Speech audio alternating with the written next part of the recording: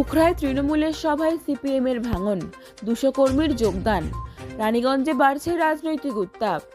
উখড়া রানীগঞ্জ বিধানসভা এলাকার অন্তর্গত অন্ডালের উখড়ায় হনুমান টাঙ্গা পানির ট্যাঙ্কের কাছে রবিবার সন্ধ্যায় তৃণমূল কংগ্রেসের উদ্যোগে একটি নির্বাচনী সভার আয়োজন করা হয়। সভায় নেতৃত্ব দেন তৃণমূল নেতা ও আঞ্চলিক সভাপতি শরণ সহগল। এই সভায় সিপিএম নেতা রতন মল্লিকের নেতৃত্বে প্রায় 200 জন কর্মী তৃণমূল কংগ্রেসের পতাকা তুলে নিয়ে দলে যোগদান করেন। রতন মল্লিক জানান, এলাকায় তৃণমূল কংগ্রেসের উন্নয়নমূলক কাজ দেখে অনুপ্রাণিত হয়ে তারা সিপিএম ছেড়ে তৃণমূলের সঙ্গে যুক্ত হয়েছেন। আগামী দিনের তৃণমূলের সঙ্গে থেকে এলাকার উন্নয়নে আরও ভালোভাবে কাজ করবেন বলেও তিনি জানান।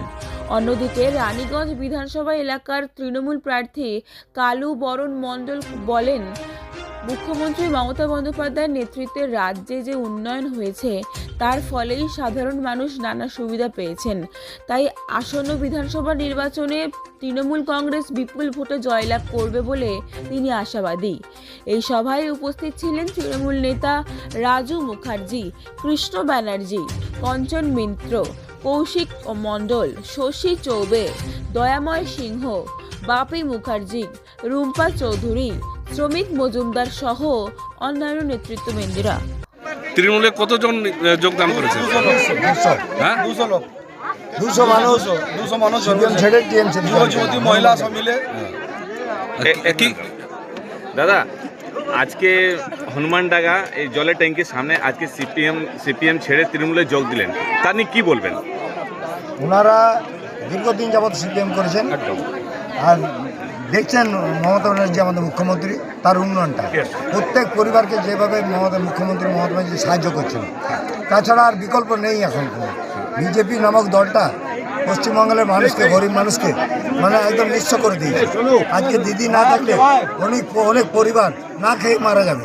দিদি যদি যে প্রকল্পগুলো চালু করেছে, দিদির আশীর্বাদে আমরা সবাই বেঁচে আছি। এখানে সাধারণ পরিবার থেকে যারা উঠে এসছে তারা দিদির জন্য বেঁচে আছে।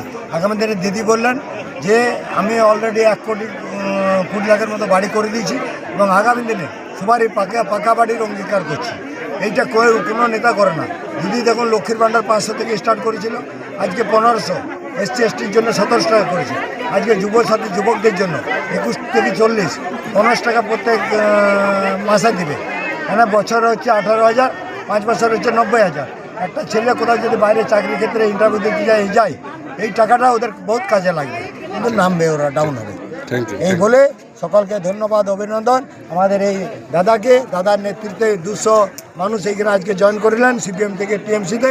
দাদাকে ধন্যবাদ জানাই এবং দাদার সঙ্গে আমরা আমাদের কর্মীদিকে একটা কথাই বলবো, চিরদিন দাদার সহযোগিতা খেয়াল রাখবেন, দাদাকে আগে নিয়ে পরে বাড়ি পরে চলবেন। যে উন্নয়ন প্রকল্প আমাদের আছে, হেরাদাও আছে, তো যে উন্নয়ন প্রকল্প আমাদের আসবে, তো আমি আমাদের কর্মীদিকে বলবো দাদাদিকে সঙ্গে নিয়ে কোনো গরিব মানুষ যাতে বঞ্চিত না হয় সেই জায়গাটা অবশ্যই আমাদেরকে দেখতে হবে। আমাদের যা কাজ করার আমরা করব, দাদাদিকে বলবো খালি আমাদেরকে সহযোগিতা করুন। আপনাদেরকে সঙ্গে নিয়ে আমরা পুরনো নতুন ভাবি না, আমরা আপনাদেরকে সঙ্গে নিয়ে সম্মান দিয়ে পরে আমরা আপনাদেরকে সঙ্গে নিয়েই চলব। এই বলে সকলকে ধন্যবাদ জানিয়ে আমি আমার বক্তব্য শেষ করছি। सीपीएम करने के बाद में हम लोग मन टूट गया, चलो भाई सीपीएम नहीं करेंगे, आज जो भी करेंगे हम लोग टीएमसी करेंगे। दीदी उन्होंने बहुत काम किया, कर रही है काम। प्लस हमारा जो जहाँ बस्ती में जहाँ बस करते हैं, हम लोग गरीब बस्ती में रहते हैं, बहुत असुविधा होता है। हमारे साथी लोग का प्रॉब्लम होता है, कुछ काम नहीं कर पाते, इसलिए चिंता लगा सोरंदा का हम एक बात खाली फ़ोन किए थे कि सोरंदा हम लोग हनुमानडंगा में चला चाहिए। सोरंदा तुरंत मेरा काम कर दिया, तो इसलिए हम भी उसे जब अगला हमसे जब हमको मेरा काम कर दिया, मैंने अच्छे कार्यों से प्रेरित होकर के आप हम तो बेईमान नहीं है, क्योंकि हम बेईमानी नहीं करने चाहते नहीं। जब अगला हमको हेल्प किया तो हमको भी उससे रहना जरूर, सब में हाथ मिला कर रहेंगे, जब तक रहेंगे टीएमसी करेंगे। ये बोल के अपना ठीक, क्या नाम है आपका भैया? रतन मलिक, हनुमान।